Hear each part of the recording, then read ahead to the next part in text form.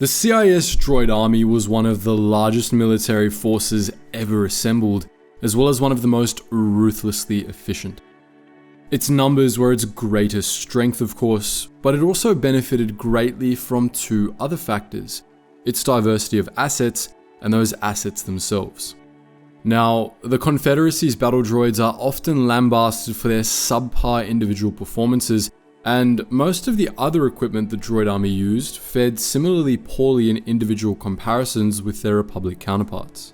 But the focus of the Droid Army was quantity, not quality, and its equipment was expressly designed to supplement the Army's unique and rarely talked about strengths. In this video, we'll be going through all of the Droid Army's equipment, from blasters to tanks.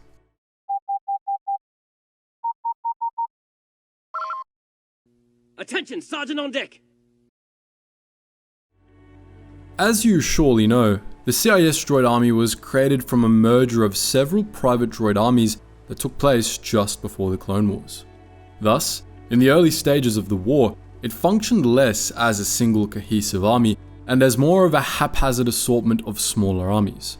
The Trade Defense Force, Techno-Union Droid Army, Commerce Guild Punitive Security Forces, IGBC Collections and Security Division, and so on, all had their own battle doctrines and arsenals. It wasn't until General Grievous came along that the Droid Army was reorganized into a more cohesive whole. But despite the haphazard nature of the Droid Army, even in the early war, its competent armies worked together surprisingly well. Unlike the Grand Army of the Republic, which had been meticulously planned at every level, virtually no planning went into the structure and makeup of the Droid Army, but they didn't really need to be. That's because, for the most part, all these private armies were built up with combat droids produced by the same set of manufacturers, which designed the armies to operate based on similar doctrines, playing to the inherent strength of droid armies and avoiding their inherent weaknesses. The majority of the Droid Army's suppliers were subsidiaries or associates of the Techno-Union.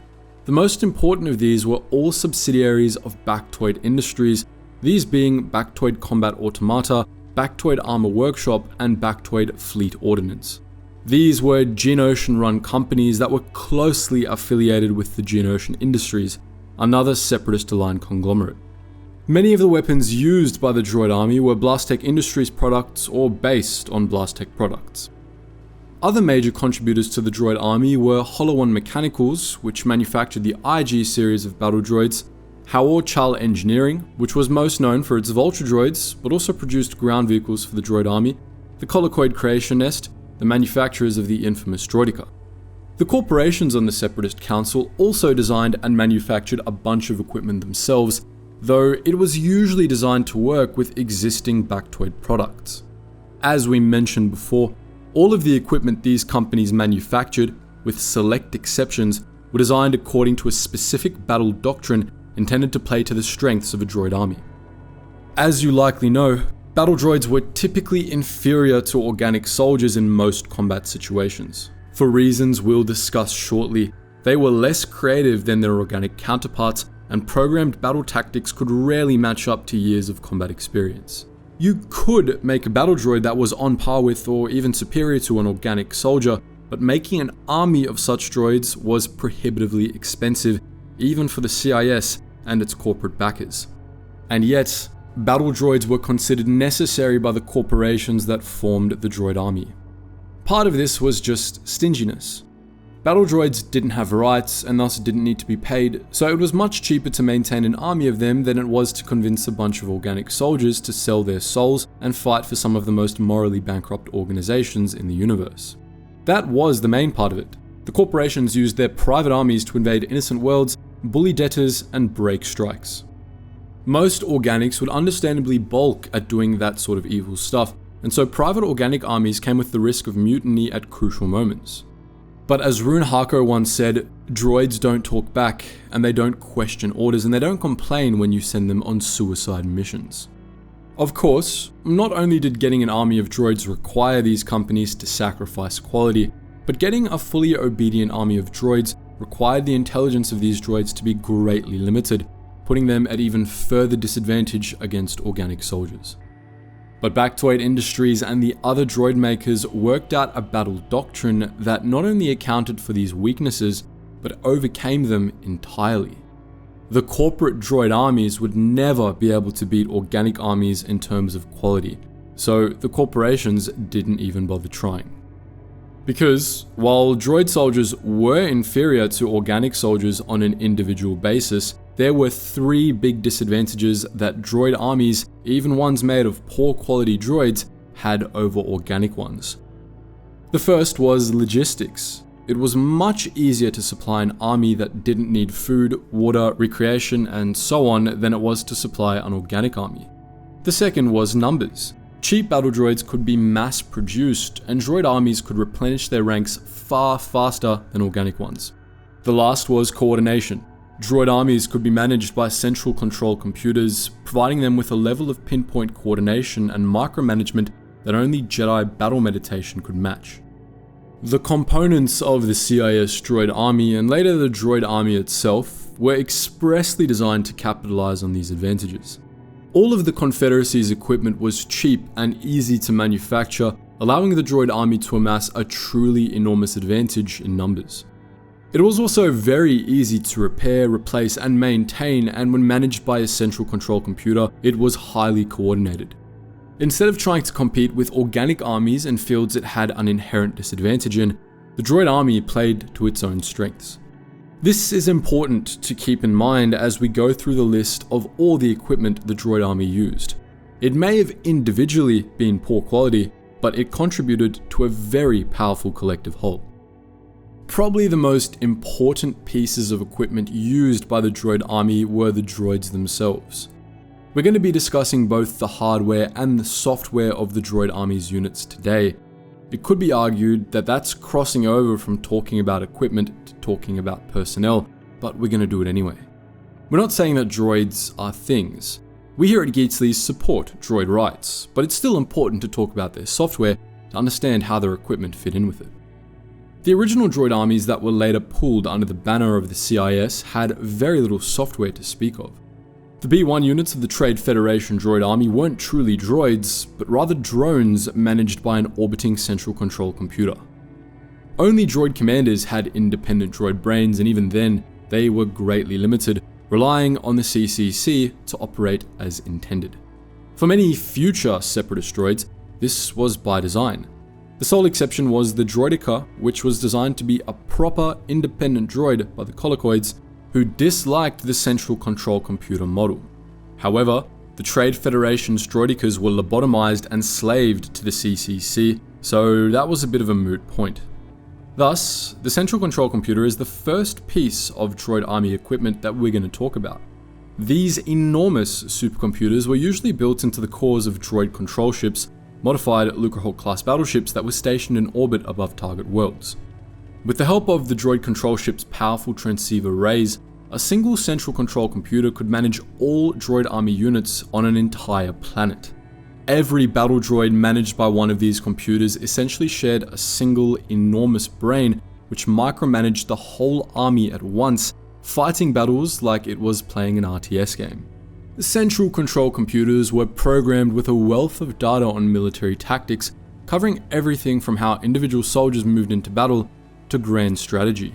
The CCC used this data and the data gathered from its drone sensors to plan out every action of the droid army, from the actions of the individual battle droids to the deployment patterns of entire battalions.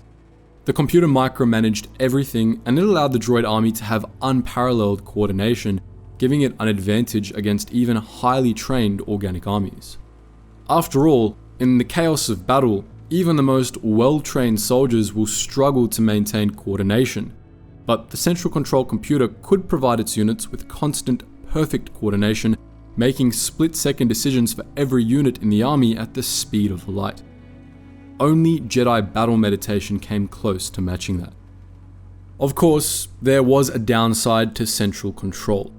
Blowing up the central control computer would shut down the entire droid army.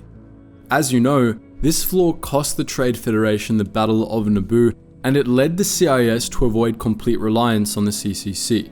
The CIS droid army still made extensive use of central computers, and in most major battles, a droid control ship managed its armies to provide that all-important coordination, but the Confederacy nonetheless rarely used battle droids that were completely reliant on the central computer.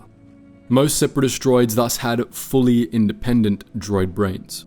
The quality of these droid brains, however, was questionable. For the B-1 battle droid, the most common unit in the CIS Droid Army, the installation of independent droid brains was a hasty retrofit, and the droid brains they were given were meant to meet the bare minimum standards of intelligence and independence. But even for droids that were always designed to have their own brains, their software wasn't all that better. By and large, the Confederacy's battle droids were just really dumb, with the notable exception of the tactical droids, which were explicitly designed to be noticeably less dumb.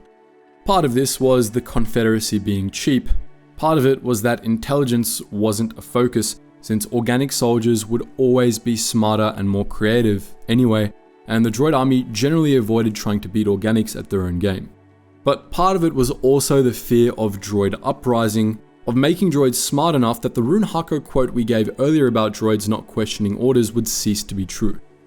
The inconvenient thing about having a droid that's smart and creative, after all, is that it will be smart and creative enough to find loopholes in its programming restrictions or straight up rebel. As a result, battle droids were placed under heavy programming restrictions to prevent them from disobeying orders or even just thinking for themselves. It came with downsides, but ones that the CIS deemed to be worth it.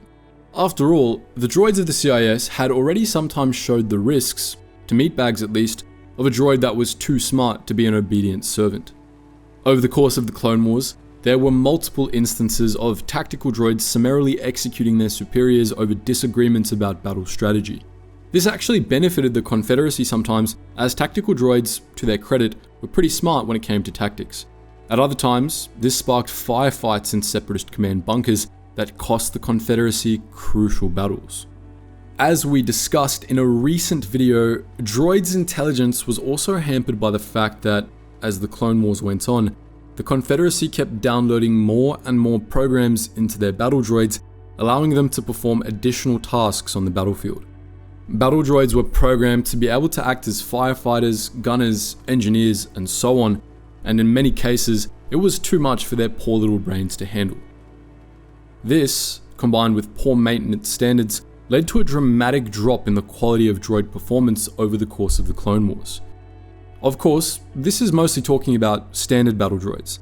More specialized units had better droid brains, better software, and as a result, better performances.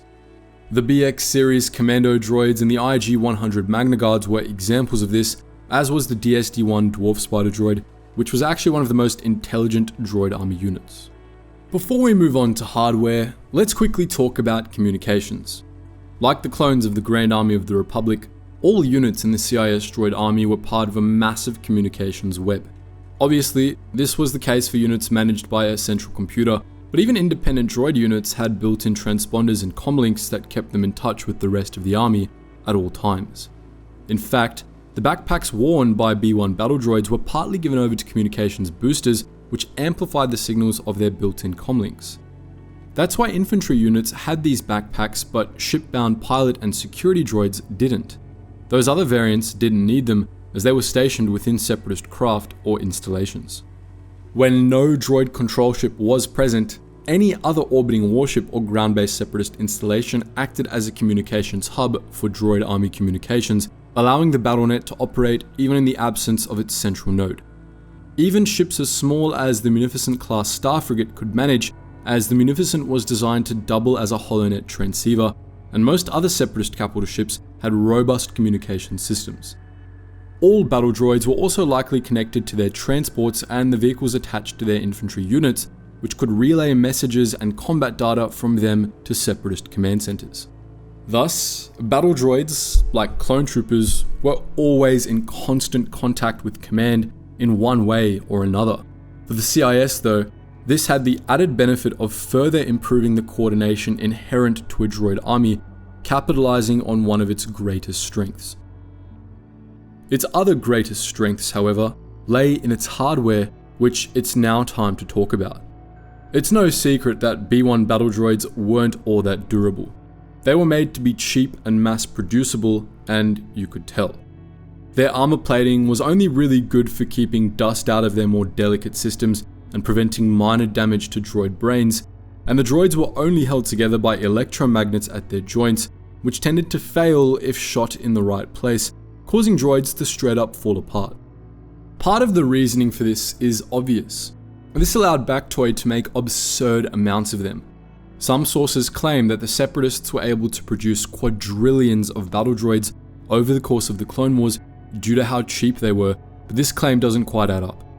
To quote HoloNet pundit Hirib Basot, "We invented a Separatist threat that's bigger than the reality. The claim of quadrillions, quintillions, and even septillions of Separatist battle droids is so ludicrous that we'd rush to debunk it if someone didn't have a vested interest in making us believe it. Nothing adds up, literally. Do you know how big a quadrillion is? Let's use the galactic standard notation. 1,000 million million. A quintillion? A million quadrillions. A septillion? A billion quadrillions. Any coalition capable of producing even quadrillions of any new machine could roll over the Republic in a few days. The amount of materials and energy needed to produce and move even a quadrillion droids is immense. It would drain star systems. Either our government is composed of innumerate idiots, or it's inflating the threat way beyond the average citizen's math skills so that it can justify the war and where it's heading." For entirely unrelated reasons, Basot was found dead at his home not long after this broadcast. But even if some of the more ridiculous claims about the Droid Army's numbers were inaccurate, there were indeed a lot of droids in the Droid Army, enough to make it the largest army in galactic history. But this wasn't the only reason why the B-1 battle droid was so flimsy. It actually benefited Separatist logistics a great deal to have droids that were cleanly and easily destroyed. As we discussed in our video about the Republic Arsenal, the blaster rifles used by the Republic military were extremely powerful, and only the toughest droid armor would have stood up to it anyway. For the most part, the Confederacy's droids were designed to ensure that when they died cleanly. Consider what we said earlier about the electromagnetic joints. Clone troopers considered that a design flaw, but the Confederacy likely saw it as a feature. It made it so that destroyed droids fell apart neatly, providing the Droid Army with spare parts that could be used to repair other damaged droids. Battle droids were recycled to repair and maintain other battle droids. This made logistics and maintenance much easier, and because of it, the Confederacy didn't really have to care if its droids were destroyed. That just allowed them to repair those that were only damaged. Hell, if destroyed droids' heads were left intact, they could even be rebuilt. As a result, many design flaws present in B-1 battle droids showed up in other Baktoid products, including droid designs that were meant to be more durable. The heavily armored and otherwise very tough B-2 battle droid, and possibly even the elite BX series commando droids, were designed with the same electromagnetic joint system, although the tougher droids' heavier armor made these joints harder to actually hit. All told, the hardware of most Separatist battle droids was fairly simple. Unlike with the Republic's clone armor, standard droids didn't really have any special features built into their frames, apart from what we've mentioned, and apart from the B-2's wrist weapons, of course. Battle droids were simply but effective pieces of hardware, and the unique features of their design made them all the more useful to the Confederacy. Before we move on to the equipment these droids used, we would be remiss if we didn't provide a brief rundown of all the battle droids used by the CIS. We've already done extensive videos on the specifications of many of these models, so we'll only be providing brief summaries of each today, but this should at least provide a comprehensive overview of what droids the Separatists had on hand. The core of the CIS Droid Army was Baktoid Combat Automata's B-series battle droids. The most well-known of these was the B-1 battle droid, the base unit of the Droid Army, which was usually deployed en masse to fill out infantry units. There were many variants of the B-1, the most noteworthy of which were the variant OOM series battle droids, which came in pilot, security, and commander variants. Other specializations of the B-1 included AAT drivers, jetpack-equipped rocket battle droids, more heavily armored heavy battle droids, B-1 firefighters, engineers, and marines, assault and assassin B-1 variants, and the B-1 grapple droid. Each of these filled their own unique niches in the Droid Army, a mix of combat and support roles. B2 Super Battle Droids were tougher, if even dumber, B-series units. These guys were the heavily armoured frontline troops of the Droid Army, made to advance slowly while mowing down everything in their path. B2s came in a number of variants as well. The jetpack equipped B2RP and rocket launcher boasting B2HA were the most common, but there was also the B2 Rocket Trooper, the Cold Assault Battle Droid, the B2 Grapple Droid, the B2AA Air Assault Unit, and the advanced D60 Assault variant. There was also an unnamed B2 variant that was designed to deploy biological weapons. All of them were designed to lead the charge on battlefields of the Clone Wars, soaking up enemy blast fire to provide cover for the armies of B1s behind them. You're also no doubt familiar with the BX series Droid Commando, which was tough, agile, and, for a B series unit, intelligent. These guys had a bunch of special features, among them the ability to mimic voices and built-in fusion cutters for melting through doors. They were intended only for special missions, acting as elite soldiers, infiltrators, or bodyguards, and they were deployed sparingly, making them much rarer than the standard B series units. The same is true for the other two members of the B series. First, you've got the B3 Ultra Battle Droid, which was essentially a huge B2 with extra armor and a ton of weapons, including flamethrowers, missiles, plasma launchers, and a density projector that rendered it immobile. There was also the CB3 Cortosis Battle Droid, a variant of the B2 that was armored with a lightsaber-resistant Cortosis, making these droids insanely expensive but very effective against Jedi. Both of these droids were vanishingly rare. The B3 had problems with its density projector that resulted in it being pulled from combat for most of the war, while the CB3 was insanely expensive. Both were only used in select circumstances, the former as a light tank and the latter as specialized anti-Jedi infantry. The B series is only the tip of the droidberg though. Bactoid supplied the Confederacy with many other variants of Battle Droid, typically designed for special missions. The A series Aqua Battle Droid, for instance, was designed to operate underwater, while the BL series Battle Legionnaire was designed for the exclusive use of the Separatist-aligned Mandalorian protectors. Aqua Battle Droids were essentially just B2s adapted for amphibious use, though they looked nothing like any member of the B series, resembling a Cylon Centurion more than anything else. The BLs were unusual battle droids that were based on the design of Cybot Galactica Protocol droids, though they were perfectly capable in combat, acting as rank-and-file infantry under the Protector's command. Despite their looks, the BLs were quite tough, armed with blades in their fingers, and capable of using all manner of blaster weapons. The Bactoid HKB-3 Hunter-Killer droid was also occasionally employed by the CIS, although the BX series command droid could do its job much better. Bactoid also produced the Confederacy's tactical droids, which came in two variants, the T series tactical droid and the ST series super tactical droid. Neither of these units were meant for combat. They were dedicated command models designed for intelligence and analysis, not grunt work. They were still pretty durable and decently capable in combat, however, particularly the super tactical droid, which was apparently proficient enough in hand-to-hand combat for one to beat the Sith out of Anakin Skywalker. Other droid manufacturers contributed battle droids to the Droid Army as well. The Colicoid Creation Nest was one of the most notorious, and its droids consistently ranked among the deadliest and most feared in the entire Droid Army. They were also expensive, which limited their use. Colicoid products all had a number of differences from more standardized Bactoid units.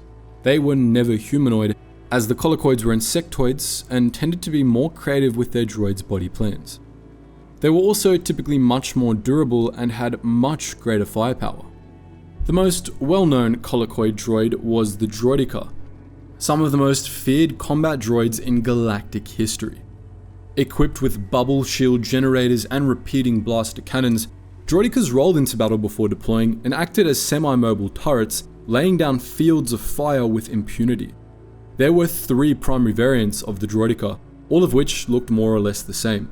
The basic variant was the P series, seen in the Battle of Naboo. By the Battle of Geonosis, the Colicoids had also put out the W series, which had more powerful blasters. This increased firepower came at the cost of defensibility, however, as the power required for the W series weapons meant that these Droidekas could rarely spare the energy to use their shields. During the Clone Wars, the Colicoids also put out the Q-Series Droideka, which retained the W-Series' more powerful guns while eliminating the power drain problem, allowing Q-Series Droidekas to use their shields regularly. The CIS made use of every Droideka variant, as well as of the Droideka Sharpshooter, a sniper variant that debuted during the war, and the Grapple Droideka, which was designed for melee combat. The Colicoids also designed and manufactured the Pistol-Echo Sabotage Droid, better known as the Buzz Droid, a small pest-like unit which was used to sabotage Republic vehicles, and the Colicoid Infiltrator, a rare droid armed primarily with sharp blades meant for use in boarding actions. The Confederacy also used several droids from Holo-1 Mechanical's IG series, most notably the IG-100 Magna Guard, an elite droid capable of killing Jedi that was assigned to bodyguard duties for the Confederacy's leaders, particularly General Grievous.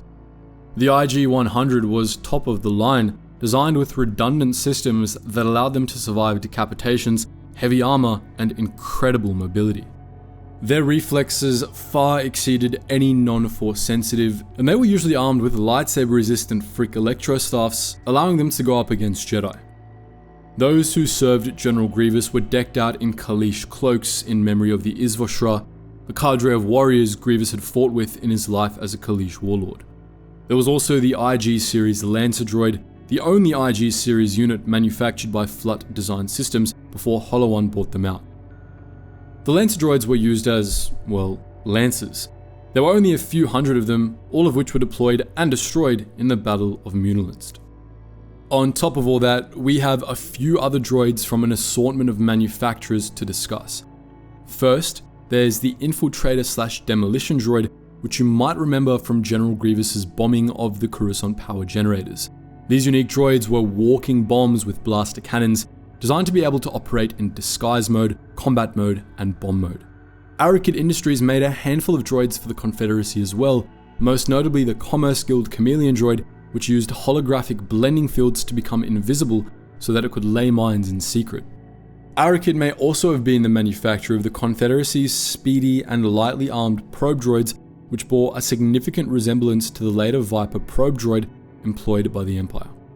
The Retail Caucus, a minor member of the Confederacy, also supplied the Droid Army with a few LR-57 combat droids, bulky and heavily armed battle droids designed to hide underground before springing out and mowing down targets. They were typically used as sentinels for high-value areas, as seen during the Battle of Christosis. Finally, the CIS also made use of the A-Series Assassin Droids, a unique line of highly advanced combat droids designed by the rogue inventor Pollux Poi and upgraded with Rakatan technology by the Builder Forge on Kashyyyk. There was only a set number of these droids, as Poi died millennia before the Clone Wars, but Count Dooku purchased the services of a whole bunch during a visit to the Gree Enclave, giving him about 100 to use for special missions. When we discussed the Grand Army of the Republic, we spent a lot of time on the various kinds of supplies that were usually issued to clone troopers who had utility and backpacks full of all sorts of gadgets. But the Droid Army wasn't nearly as gadget heavy. As you can tell from the above sections, most of the equipment Separatist battle droids would need was built in, and droids generally required fewer supplies than meat bags since they didn't need to carry rations or medical supplies. Most B1 battle droids were issued comlink booster backpacks with reserve power supplies, but we would consider those to be parts of the droids themselves instead of accessories. The Droid Army did have a few pieces of supplementary equipment, however. Macro binoculars were often issued to droid commanders, though why these were necessary when the droids could have been designed with better zoom modes on their photoreceptors is beyond us. Handheld personal energy shields were sometimes issued to commando droids. These provided protection from blaster fire, but allowed solid objects to pass through, allowing commando droids to poke their blasters through and return fire with impunity. However, most of the Droid Army's supplementary equipment consisted of handheld explosive devices, which were typically issued on a case-by-case basis. HX-2 anti-personnel mines were typically issued to assault battle droids, while Chameleon droids were instead issued mining-grade fragmentation mines, which they used to destroy buildings. Other battle droids carried Merson Munitions V1 thermal detonators, which were the primary grenade type employed by the Droid Army. These grenades were often used by commando droids and sometimes used by B1 battle droids.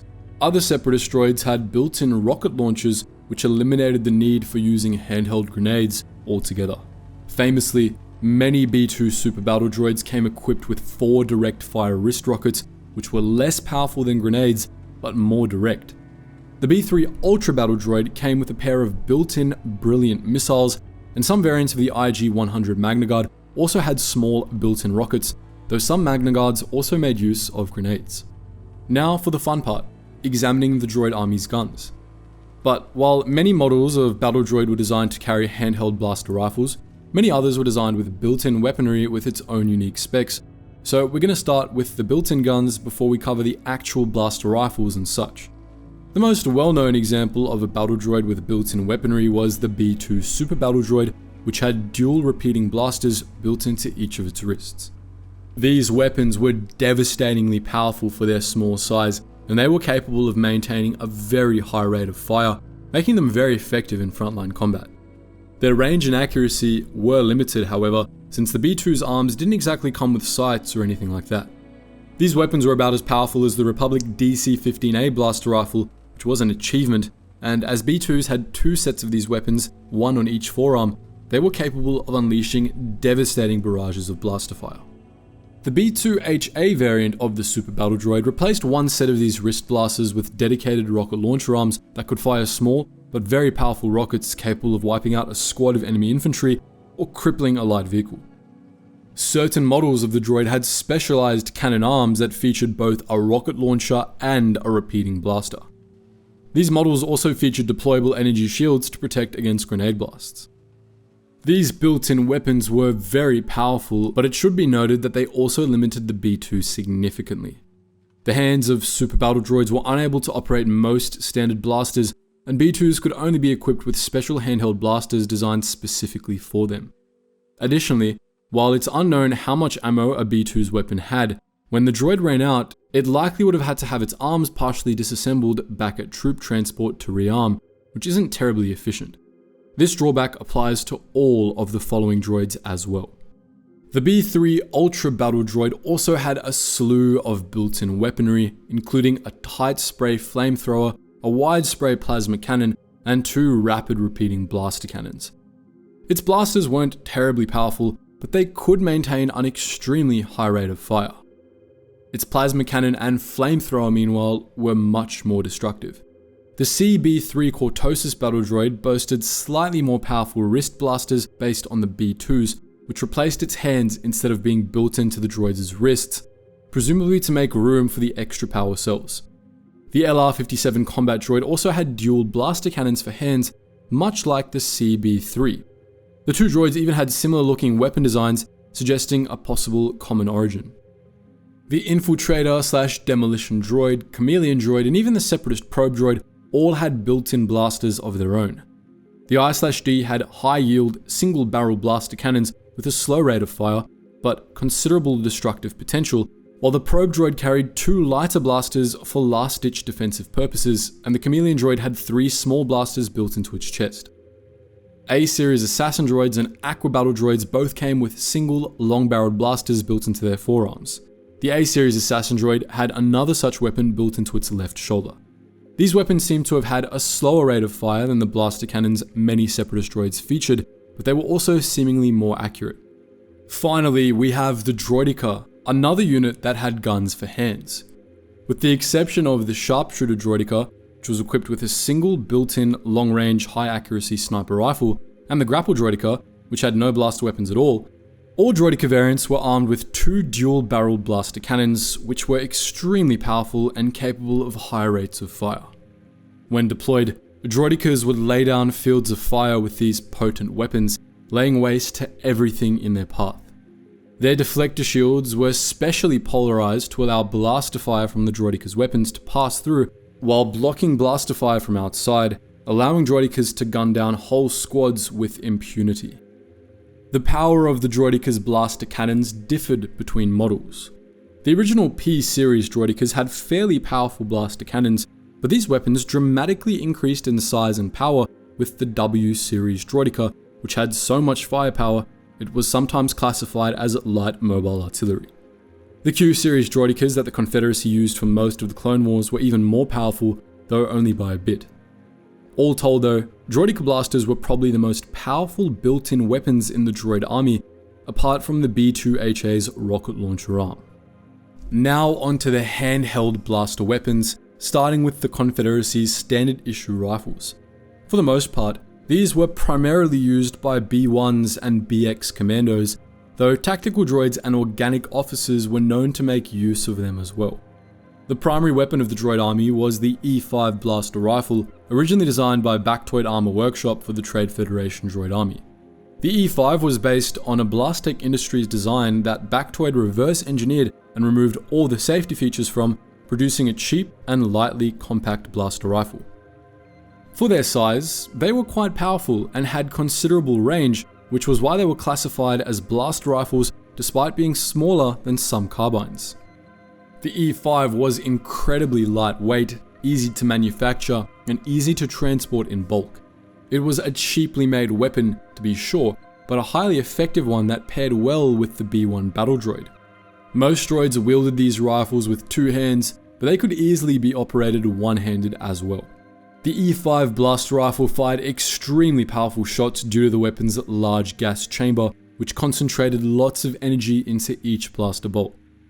It wasn't as powerful as the Republic DC-15A blaster rifle, but it still far outclassed much larger blaster rifles in terms of raw power, and they were sufficient for the Droid Army's purposes. The E5 could fire around 500 shots before it needed to be reloaded, equivalent to the capacity of the much larger DC-15A. The blaster's power pack was side-mounted, while the gas cartridge was inserted into the rifle from the rear. The E5 was also quite accurate for such a small weapon, though its accuracy was wasted on the B1 battle droids, which struggled to make full use of it.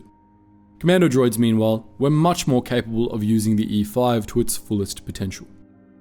Every piece of the E5 blaster was modular and replaceable.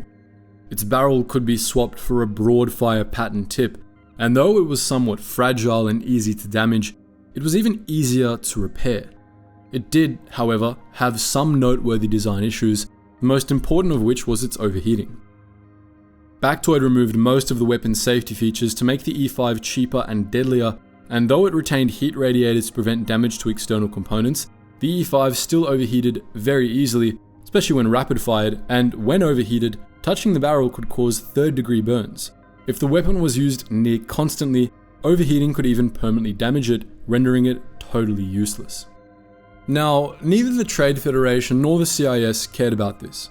Since E5s were fairly cheap, they could afford to just replace worn-out blasters after every engagement.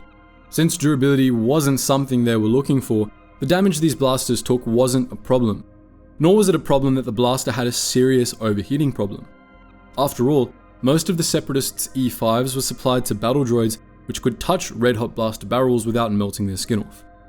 The organic Separatist troops that were issued E5s weren't so lucky, however. The E5 blaster rifle was the primary blaster rifle of the CIS, and it was sufficiently flexible that it was rare to see battle droids carrying any other weapon.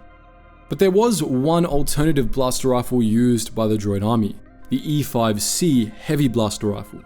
This was a variant of the standard E5 that came with a stock and longer barrel. It shared most of its specs with the E5, but was more powerful and had a higher rate of fire.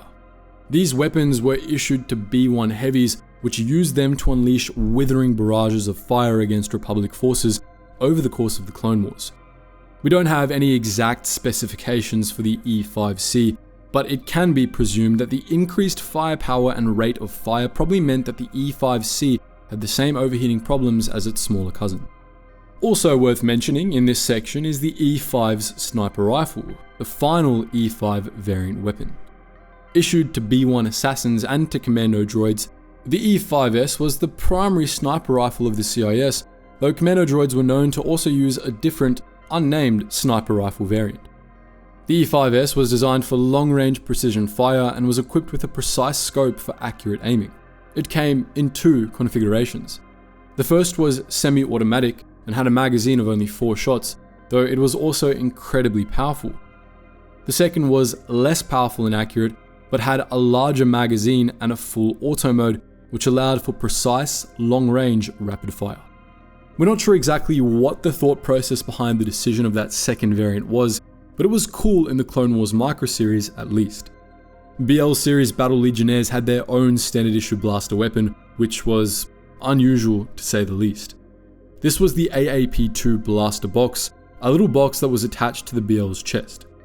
These things looked absolutely nothing like most blasters, but that's exactly what they were, and they were pretty powerful too. Their power doesn't change the fact that they looked incredibly stupid, however, and we question the sanity of the designers at the Briletto company, which manufactured the device. Moving on, let's talk about sidearms. Sidearms weren't too common in the Droid Army, as most battle droids only carried their E5s. There were, however, a handful of blaster pistols in the CIS arsenal, which were often issued to droid officers. All of these blasters were products of Blastech Industries, the same company that manufactured the GAR's weapons. Blastech, unwilling to admit its double dealing, denied that these weapons were Blastech products, likely claiming that they were stolen or reverse-engineered designs like the E5. The most common Droid Army sidearm was the SE-14 blaster pistol, an ultra-compact blaster that was fairly common throughout the galaxy. These weapons were very simple and very cheap, with a rear-inserted gas cartridge and a power pack that slotted in beneath the barrel. The SE-14 wasn't terribly powerful or accurate, but it was reliable and easy to use, and sufficiently effective, so it saw regular use, more than any of the Droid Army's other sidearms. It continued to see use after the end of the Clone Wars, often in the hands of criminals like the Aqualish thug Ponda Baba, who tried to kill Luke Skywalker with one. The RG-4D blaster pistol was another sidearm occasionally used by series battle droid commanders, as well as by non-partisan spaceport police droids. The RG-4D was another compact and largely unremarkable blaster pistol with average capabilities and no special features. The DT-57 heavy blaster pistol, on the other hand, was much more interesting. Nicknamed the Annihilator, these intensely powerful heavy blaster pistols resembled slightly smaller and more compact variants of the E5 blaster rifle, and they were about as powerful and as accurate as the E5 too. The DT-57 was known for being highly customizable and incredibly versatile, with a larger than average magazine size and a top-mounted scope. General Grievous himself made use of a customized DT-57 Annihilator, which was even more powerful and had improved accuracy at long ranges. He started using this weapon midway through the Clone Wars, favoring it over the E5 blaster rifle and the DC-17 hand blaster, which he was known to have also used.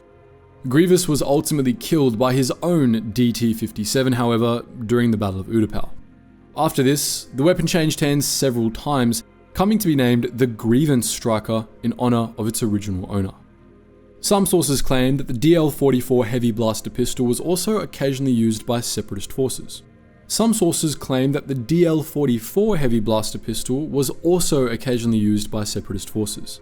You might know this super compact but incredibly powerful blaster pistol as the favoured weapon of Han Solo. It had a short range and a capacity of only 25 shots, but it was incredibly accurate and powerful, and it was, like the DT-57, very easy to customize. It's possible that separatist forces used the DL-44 for the same reason Han and other rebel soldiers did, its ability to easily pierce plastoid armor. Moving on from blaster pistols, the Droid Army also had a respectably large arsenal of heavy weapons, particularly rocket launchers.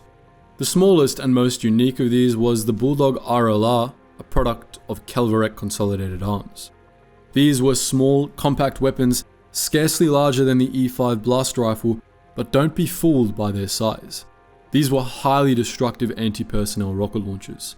Capable of carrying 6 rocket-propelled grenades at a time, the Bulldog RLR was capable of firing off all its grenades in quick succession, which could halve a whole platoon in a matter of seconds.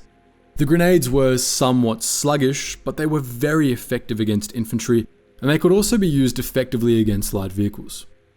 The Bulldog RLR was best used as a weapon of surprise, and it was a rare sight on the battlefields of the Clone Wars.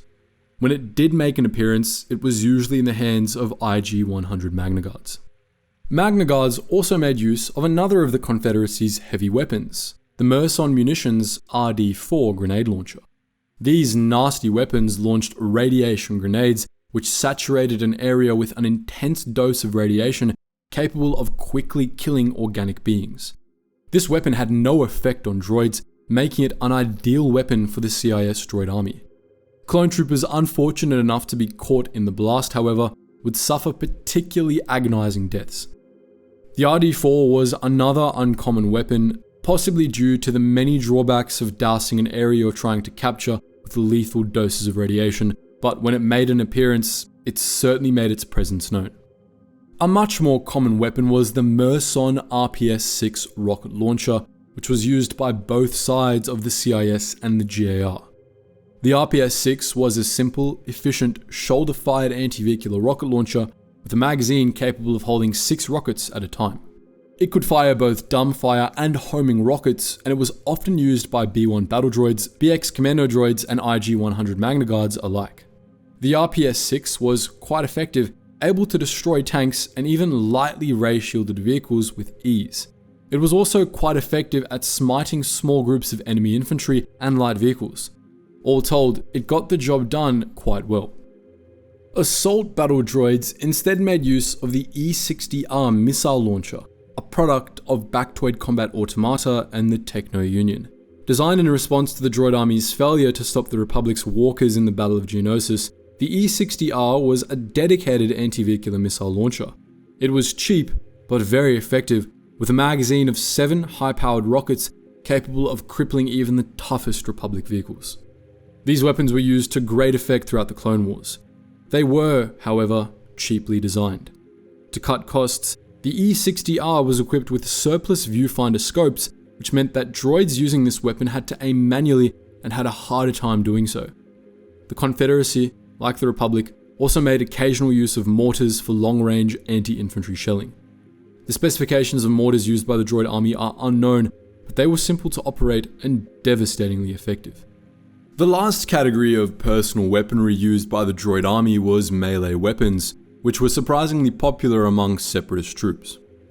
Droids had an inherent advantage over organics in melee combat, which is that droids were made of metal and didn't feel pain, whereas meatbags were and did. Thus, it wasn't uncommon to see droids lash out at clones with their bare hands, particularly B2 super battle droids who could probably easily kill you via blunt force trauma if they whacked your head hard enough. Other droids had built-in melee weapons. The grapple variants of the B1, B2, and Droideka were all designed with claws for melee combat, while the BL series Battle Legionnaire had small, razor-sharp retractable blades built into its fingertips. On top of those, there are 3 known melee weapons used by Droid Army units. The first was the Power Lance, the weapon of choice for the IG Lancer droids and absolutely no one else. These weapons were tipped with heating elements that allowed the weapon to rapidly melt through vehicle armor, allowing Lancers to do serious damage to Republic vehicles. These weapons were also used against the Republic's Lancer Battalion during the Battle of Munilinst. BX series commando droids, particularly commando droid captains, routinely made use of vibro swords, which they used in conjunction with their E5 blaster rifles.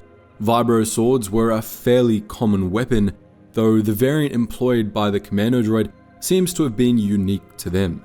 They operated on the same principles as vibroblades, which is to say that they had power cells in the hilt that subtly vibrated their blades to dramatically increase their cutting power. Vibro swords were essentially just larger, heavier vibroblades, and the ones commando droids used were streamlined but heavy. During the old Sith Wars, most vibro swords meant for battlefield use were equipped with a cortosis weave that allowed them to stand up to lightsabers in combat. It's unknown whether the commando droids' vibro swords had this same cortosis weave, though it certainly would have been useful as the BX went up against Jedi somewhat regularly. Lastly, we have the Electro Staff, the preferred weapon of the IG-100 Magna Guard. Each Separatist issue Electro Staff was powered by 2 power cells, and the staff itself was lined with focusing rods, which fed power to an internal electromagnetic field generator. This, in turn, energized a power cycling coil which released via energy generators at either end of the weapon. The tips of the Electro Staff were its lethal parts, but the staff itself could be used as a blunt force weapon. The electrostaffs used by the Magna Guards were made out of lightsaber-resistant Frick alloy, while the electromagnetic fields generated at the ends of the weapon were also capable of stopping a lightsaber blade, which allowed the Magna Guards to face Jedi in hand-to-hand combat. Electrostaffs had a number of settings, all of them quite powerful. The weakest was a simple shock setting meant for crowd control. There was also a stun setting, which could rapidly shock a target into unconsciousness, while the most powerful settings were so destructive that they could straight up dismember targets. Magna Guards typically used one of the most lethal settings, on which even glancing hits could seriously wound, and direct strikes to certain vital spots were instantly fatal. Bodysuits, armor, and energy shields were ineffective against these fearsome weapons. Apart from murder, electrostaffs could also be used to overload energy shields and electrical equipment, or torture prisoners.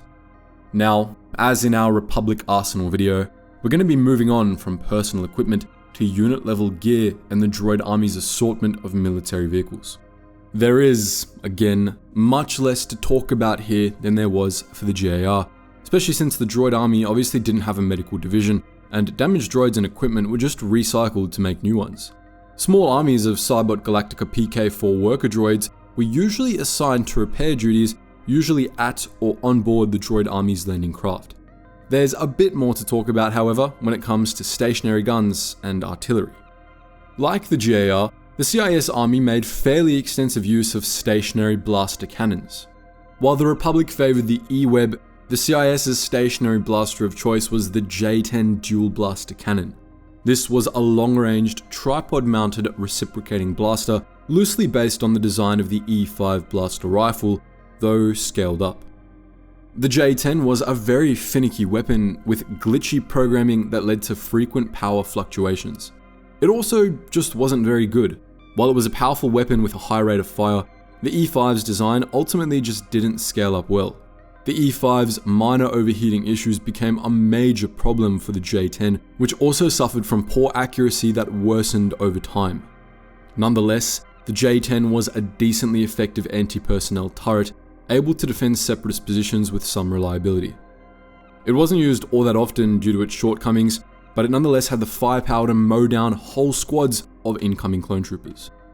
The Confederacy also had a less problematic but also less commonly used piece of anti-personnel artillery, the LR-1K Sonic Cannon, a product of the Gordal weaponsmiths of Geonosis. Unlike most other Geonosian weapons, which were used exclusively by Geonosian warriors, LR-1Ks, crewed by battle droids, were sometimes used to defend separatist positions on other planets, so we're going to include it as a piece of Droid Army equipment. Like most Geonosian weapons, the LR-1K was based on sonic blast technology, which the Geonosians found useful for underground warfare, as sonic weapons had a lower risk of causing cave-ins. The LR-1K Sonic Cannon, like all sonic weapons, was a nasty piece of equipment. It fired high-impact concussive sonic energy encased in a containment sphere. When fired, the sphere would break on contact with a solid object, unleashing the sonic energy in a devastating blast. This blast would quite literally melt the organs of any meatbags unfortunate enough to be within its area of effect. LR-1Ks produced particularly powerful sonic blasts too, meaning that one blast would usually kill a handful of clone troopers at once. The LR-1K had a slow rate of fire and was slow to adjust to new targets, however, which somewhat limited its deadliness. It usually required a crew of 2, 1 gunner and 1 spotter, though it could be operated by just the gunner if they let the cannon's targeting computer do most of the work. The LR-1K was used both as an anti-personnel weapon and as light anti-air artillery, and it was apparently effective in both capacities. It wasn't the Confederacy's main anti-air or anti-vehicular artillery option though. That honor went to the J1 semi-autonomous proton cannon. Seemingly based on the design of the flak guns used aboard separatist capital ships, the J1 was an incredibly powerful anti-vehicular artillery piece, capable of crippling an Acclamator-class assault ship in a single shot. These cannons were mounted on 4 legs, which they used to reposition themselves. The J1 was meant to be operated by a crew of 3 battle droids, 1 gunner and 2 others to load shells into the cannon. The cannon did have a droid brain that allowed it to take over the gunner's role, hence the semi-autonomous part of its name, but it still required personnel to load it, as the J1 was breech-loaded with heavy proton shells, of which only one could be loaded at a time. This gave the J1 a low fire rate, but it made up for this with range and sheer firepower. The J1 was an incredibly effective anti-vehicular and anti-air weapon, and its proton shells could pierce capital ship-grade shields and obliterate an ATTE with a single shot.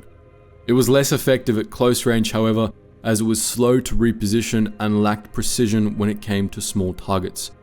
Thus, it was best used in conjunction with LR-1K sonic cannons or J-10 blaster cannons for anti-personnel defense. Moving on, let's talk about command posts. Again, like with the GAR, the CIS Droid Army had a number of prefabricated bases and command installations. There was a model of Forward Command Center regularly used by separatist forces, which appears to have been a Trade Federation design. This command center was raised up on clawed legs and had an open deck, giving the commander using it a good view of the battlefield. It was crewed by several droids, which monitored computer readouts of data broadcast from other parts of the separatist battlenet. There was also a much larger prefabricated garrison base that the separatists frequently employed, meant to be built around a grounded C-9979 landing craft. This mobile command base could be disassembled and transported in a single C-9979, and when assembled, it consisted mostly of a high, square Durasteel wall with ramparts, 4 watchtowers, and a single gate. Inside, it was mostly just a flat, open assembly area containing the foot of the landing craft, a forward command center, storage for supplies and deactivated battle droids, and room for a number of tanks and light vehicles. Sometimes, these bases would come with theater-scale deflector shield generators, one of which could protect the entire base. These made these bases virtually impregnable, as they provided comprehensive protection from vehicles and artillery fire, while infantry would have a hard time getting through the walls of the base itself. Both the Separatist Command Center and the C-9979 landing craft were important parts of the Droid Army's battlenet. These acted as central command posts for large armies of battle droids, relaying signals from command ships in orbit to ground-based units. The C-9979 was also an essential part of the Droid Army's organizational structure. These enormous vessels could carry entire regiments of battle droids into combat, 4,368 of them in total, aboard 11 MTTs and 28 PACs. They also carried 114 armored assault tanks or equivalent separatist vehicles, as well as repair droids and 1,800 metric tons of cargo. Similar roles were played by the Techno Union's Hard Cell class transports and the Commerce Guild's Diamond class cruisers. The cargo capacities of these ships were different. The Hard Cell could carry just over 1,000 battle droids, but up to 650 Hellfire droids or equivalent vehicles, while the Diamond could only carry a few hundred infantry droids, but up to 600 homing spider droids and 2,400 dwarf spider droids. However, they both played similar roles as command nodes and landing craft for the Droid Army, and they were thus essential parts of the Separatist battlenet. For the Grand Army of the Republic, similarly important roles were played by the LAAT gunship and ATTE Walker, which acted as relays between command posts and frontline infantry. For the Droid Army, this role was instead filled by its troop transports. These were all ground-based, for the most part. Though the Confederacy did have gunships in the form of the HMP Droid gunship, these weren't equivalent to the LAAT, since they were only sometimes used to transport troops and were more commonly used as heavy bombers. Rather, the Droid Army usually deployed its forces to a planet's surface using larger landing craft, from which armored repulsor craft would transport them across the battlefield. There were 3 kinds of these troop transports. The most famous was the Multi-Troop Transport, or MTT, a heavily armored repulsor craft equipped to transport entire companies of B-1 battle droids into combat, or smaller units of B-2s or droidicas. MTTs doubled as tanks in their own right, as their armor was extremely dense, allowing it to shrug off a lot of damage and even plow through enemy fortifications. They were also armed with 2 pairs of anti-personnel blaster cannons, which allowed them to mow down infantry to clear out deployment zones. Their main function, however, was a troop transport. In total, an MTT could carry and deploy 112 B-1 battle droids, 20 droidicas, or 12 B-2 super battle droids or BX series commando droids in an internal, configurable troop rack. These troop racks were protected during transit by the MTT's heavy armor, making these craft ideal for deploying droids in hot zones. The lesser known platoon attack craft was essentially just a stripped down MTT. These were essentially just the MTT's deployment racks with the same carrying capacity on an open air repulsor sled. These craft were unarmed and far less defensible, but they got the job done, transporting their cargo of battle droids into action. Typically, MTTs would lead the charge in large battles, while PACs would follow and deploy reserve troops while the MTTs soaked up enemy fire. There was also the XT Beetle Transport, a much larger troop transport with a presumably much larger troop carrying capacity. We know nothing about these craft apart from that they moved on 10 sets of insect-like legs and that they were big and heavily armored. They were only ever seen on Auto Plutonia and only even in a ruined state. Presumably though, they played the same role in the Separatist battle doctrine as the other two troop transports did. All of these troop transports acted as BattleNet relays and mobile command posts for their attached companies, or for whatever unit an XT Beetle was meant to carry. Battle droids could hitch rides aboard these craft for armored transportation, and they could also use them to restock on supplies if they were low on, for example, ammunition. Troop transports also played an essential role in the Droid Army's recycling system, as they transported not only the fully functional droids, but also the remains of destroyed droids meant for reclamation. PK-4 worker droids were carried aboard MTTs and possibly other craft to assist in the sorting parts of destroyed droids after a battle was won, or even before a battle was won, as seen in the Battle of Naboo. Now it's time to move on to the Droid Army's arsenal of vehicles, and just like last time, we're going to start with the Watercraft, because yes, the CIS used actual boats sometimes. All of these ships were just aquatic repulsor craft, though they operated like a conventional water navy. The Droid Army's water navy primarily consisted of utility trawlers, transport ships, scout craft, destroyers, missile destroyers, and cruisers, just like the GARs. The Separatists' aquatic transports were the smallest and simplest of the ships in its water navy. They could carry up to 15 battle droids for transport across bodies of water. These didn't seem particularly efficient, especially since all the other Separatist transports had several times that carrying capacity, but whatever. The next largest was the scout ship, which came in two variants.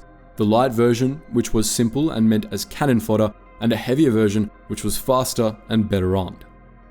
Separatist scouts acted more or less as frigates though, and as you could probably guess by their name, they also served in reconnaissance roles. Confederate destroyers were slightly larger ships tasked with destroying shore emplacements and enemy vessels using energy pummels. There were also the Confederate missile destroyers, larger anti-air ships that kept the fleet safe from incoming starfighters. These were especially effective against LAAT gunships, but they required the escorts of scouts to deal with any other threats. There was also the Confederate cruiser, a large ship meant to supplement ground forces by shelling shore emplacements. Lastly, we have the Trade Federation battleship, which, contrary to its name, was actually a water-based starfighter carrier, and the Ostrakoda class gunboat, which was essentially a variant of the AAT meant to explore waterways. The CIS also made extensive use of underwater vehicles. The Trade Federation submarine and OTT, or Ocean Troop Transport, were the earliest of these. The submarine was a dedicated warship armed with missiles and laser cannons, while the OTT was basically just an aquatic MTT designed to operate underwater. In more intense undersea battles, the Droid Army relied on mini-subs and man-to-droid subfighters. Mini-subs were essentially small undersea speeder bikes armed with a single laser cannon and operated by a single pilot. Man-to-droids, on the other hand, were basically undersea vulture droids armed with a pair of laser cannons and a pair of energy torpedo launchers. These craft were tough, fast, and extremely deadly, and both they and the mini-subs were deployed by Separatist sub-carriers, which resembled giant vulture droids, but in practice were nothing alike. There was also the Trident class assault ship, which was really a starfighter but also capable of underwater operation. These functioned as undersea boarding craft, using their drills to pierce the armor of large vessels to deploy complements of aquadroids. These ships came in two sizes, the smaller personal transport variety and the larger troop transport variety. Moving back to dry land, it's time to look at all of the Droid Army's ground vehicles. We're going to tackle these in two parts. First, we're going to look at the vehicles that were actually just large droids, and then we'll take a look at the actual vehicles. Let's begin with the spiders. The Droid Army had two classes of spider droid, the DSD-1 Dwarf Spider Droid and the OG-9 Homing Spider Droid, both designed for the Commerce Guild. Both droids, despite their names, moved on four legs which were joined around a central reactor ball. Dwarf Spider Droids were smaller, faster, and more intelligent, considered equivalent to SDAPs in the standard Separatist battle doctrine. They weren't all that tough, but their built-in laser cannons were powerful, suitable for use both as fast-firing anti-infantry weapons and more powerful anti-air artillery. OG-9 Homing Spider Droids, meanwhile, were larger and more heavily armed, equivalent to A-80s. These Droid Walkers were each equipped with a powerful anti-personnel laser cannon and an even more powerful homing laser, the latter of which fired beams that could pulverize even AT-TE Walkers. OG-9s were meant to work in conjunction with DSD-1s. A team of 4 Dwarf Spider Droids would be linked and in constant contact with each homing Spider Droid, acting as scout and point defense for the larger vehicles. Dwarf Spider Droids would relay battlefield data back to their homing Spider Droids, alerting the less maneuverable walkers to hidden threats and potential targets. There was also the much rarer ADSD Advanced Dwarf Spider Droid, which was much tougher than its smaller counterpart. It was heavily armored and armed, boasting a heavy blaster cannon and a set of fire-linked missile launchers. These rarely seen Droid Walkers could be devastating against infantry, but they were easily taken down by larger Republic vehicles. Other Droid Walkers in the Separatist arsenal included the LM-432 Crab Droid and the Octoptara Tri-Droids, both Techno-Union products. The Crab Droid was basically just an alternate version of the DSD-1 meant for use in rough terrain, especially swamps. It was slightly better armed, boasting twin blasters and vacuum jets that it could use to spray mud at enemy infantry, but its performance was overall comparable to the Dwarf Spider Droid. The Octoptara Tri-Droid, meanwhile, was larger and came in 2 variants. Each was a bubble-headed, 3-legged, omnidirectional walker, but they differed greatly in size. The Octoptara Combat Tri-Droid was an anti-personnel walker about the size of the ADSD. These were armed with anti-personnel laser cannons and sometimes also with sprayers for airborne pathogens. The Octoptara Magna Tri-Droid, on the other hand, was an absolute unit, a behemoth of a droid walker meant to lay waste to columns of enemy vehicles. For that purpose, it boasted either 3 heavy laser cannons or 3 heavy ordnance launchers, depending on the configuration. The last droid walker we have to cover is the Colicoid Scorpionic Annihilator droid. Annihilators were essentially everything that made droidicas deadly, but larger and more powerful. These battle droids were the size of tanks, armed with dual rapid-firing laser cannons, capable of shredding columns of AT-TEs. To add to this ridiculous level of firepower, Annihilators were shielded too, making them all but unstoppable. These army killers were rarely seen, but when they did make an appearance on the battlefield, they could wipe out whole platoons in short order. Other large Separatist droids functioned as tanks, either conventional or repulsor lifts. There were 3 repulsor lift droid tanks in use by the Confederacy: the GAT and HAG, both Bactoid Armor Workshop products, and the Proto-Decker, which was more unique. The Ground Armored Tank, or GAT, was essentially the Separatist equivalent of the Republic TX-130 fighter tank. Originally commissioned by the IGBC, this light tank was extremely fast, lightly armored, and well armed, equipped with a pair of long-range medium laser cannons and a pair of missile launchers. It was typically used as a fast attack craft or an armored scout, and it was often deployed in conjunction with STAPs. The Heavy Artillery Gun, or HAG for short, came in 2 variants and originated as a Trade Federation mobile artillery piece. The original HAG was based on the design of the MTT, thus it was heavily armored, slow, and lacked maneuverability. Like the MTT, the HAG featured a pair of turreted point defense laser cannons on its nose to ward off infantry or light vehicles. Its main weapon, however, was a huge heavy energy projectile cannon which could be used to shell enemy emplacements at long range. This weapon was so powerful that the vehicle had to be anchored in place with repulsor lift stabilizers when it was firing. The other variant, the HAG-M, more closely resembled the AAT, but it was still heavily armored, slow, and not very maneuverable. It lacked any secondary weapons, featuring only its heavy energy projectile cannon, which functioned more as a large mortar, hence the -M at the end of the HAG-M's name. The HAG-M's main gun was slightly less powerful than the standard HAGs, but could be fired while the tank was still moving and had a higher rate of fire. The Proto-Decker, meanwhile, was a beast of a craft dreamed up by the Colicoids and made a reality by the Geonosians. These repulsor lift tanks were incredibly well armored and armed to the teeth, as you would expect for a Colicoid craft. Instead of the usual laser cannons that most tanks employed, Proto-Deckers were equipped with full-on light turbo lasers, as well as rapid-firing concussion missile launchers and a seismic wave emitter. They could obliterate virtually anything that stood in their path, including some of the Republic's most heavily armored vehicles. The two other droid tanks in the Droid Army's arsenal were more well-known and conventional wheeled vehicles. These were the Corporate Alliance NR-N99 Persuader class droid tank and the IGBC IG-227 Hellfire class droid tank. The Persuader, more commonly known as the Corporate Alliance tank droid or the Snail tank, was a small-sized tracked droid tank, moderately armored and armed with 2 ion cannons and 2 heavy repeating blasters. They weren't all that remarkable on their own, but they were usually deployed in large columns, in which they were a force to be reckoned with.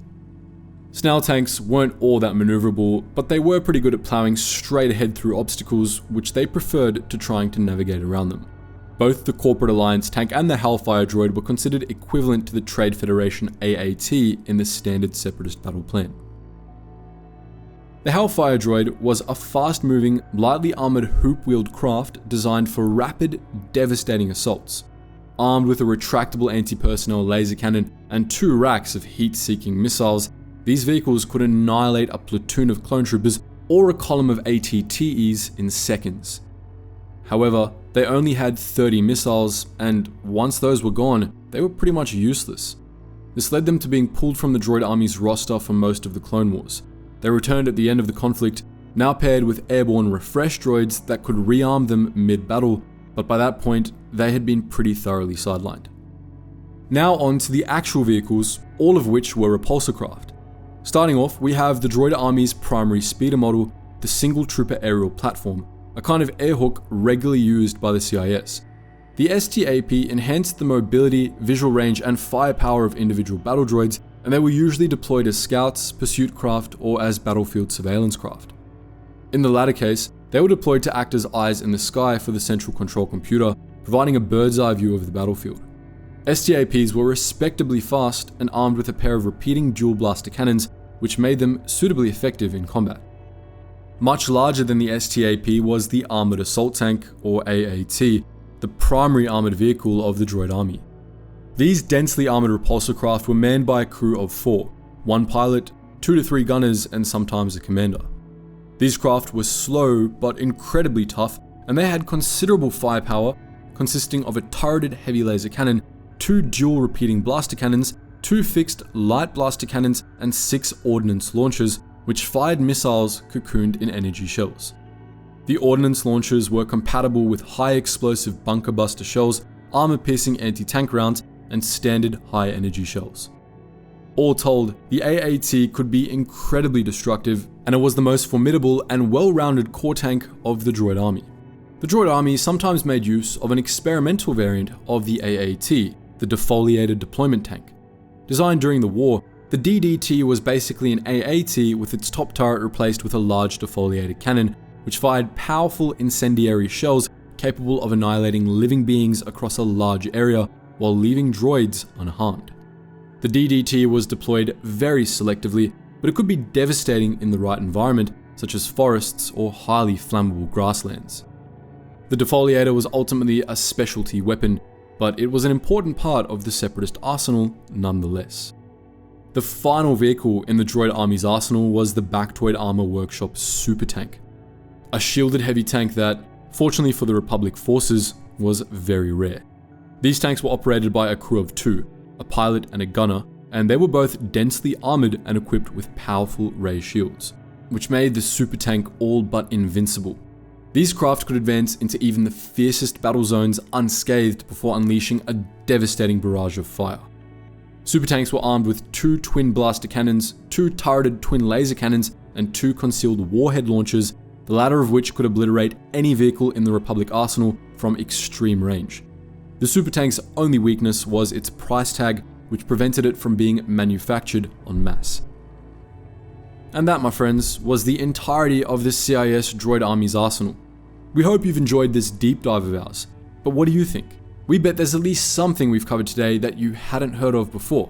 So let us know in the comment section below, and as always guys, thank you so much for watching, and I hope to see you in the next one.